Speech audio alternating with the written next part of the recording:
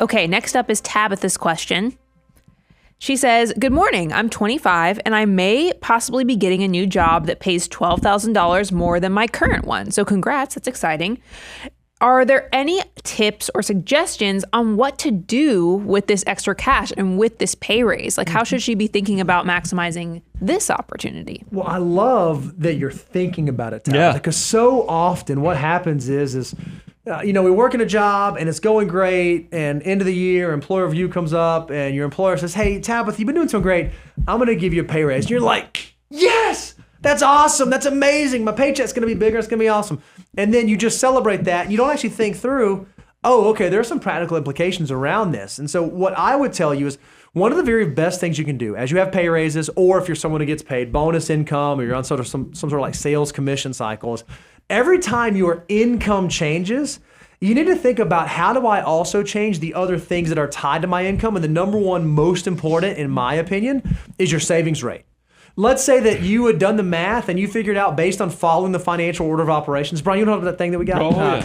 If you go to moneyguide.com/resources and you're tracking through where you should be saving, and maybe you're in step 6, you're like, all right, I'm trying to build up step 6 and I'm saving 10% into my 401k.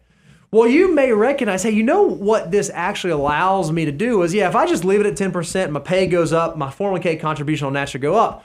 But maybe, just maybe, could I move from 10% to 12% because of this pay raise? Would that allow me to not only increase the percentage that I'm saving of my income, but also the actual dollar amount that I have going into my accounts? So if you can think through that, I would think through, okay, I've got money coming in first. And anytime I teach my kids this, anytime new money comes in, there are 3 things I tell them to think about. They get to give first, save second, spend third. I think for us, even when we get pay raises or bonuses, we ought to go to that same sort of thing. Is there some portion of this that I feel a duty and obligation I ought to give? Is there some portion that I should be saving and investing? There is. And then whatever's left over, I think it's okay to spend. If you want to go increase lifestyle or something like that, I think there's nothing wrong with that. Yeah, my Bo echo here is that lifestyle is second, and that's not what Americans do. I mean, I think most people, when they hear they're getting a big pay raise, they start thinking about, what car can I look cool to my friends and neighbors in? And should I go upgrade the apartment or the house to reflect my new status or new place?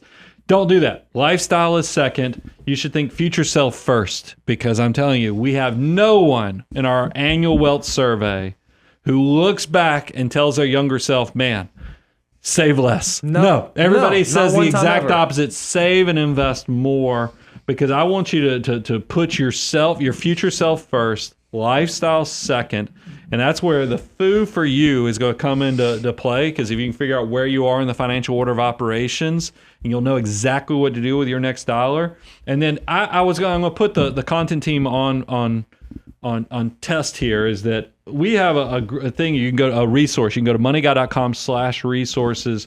We have what can 25% do for you. Great one. And somebody who's 25 years old, I mean, look at this. This ought to get you excited. If you can just start saving and investing, and I know for most 20-somethings, reaching 25% of your gross income is aspirational.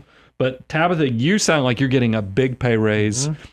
Kudos to you. This might be your fast tracking of reaching 25% and just setting yourself up for easy street, to the point that your future self, because remember, that's priority number 1, wants to give you a big, sloppy hug and a kiss, because there's going to be tears of joy just coming down their face.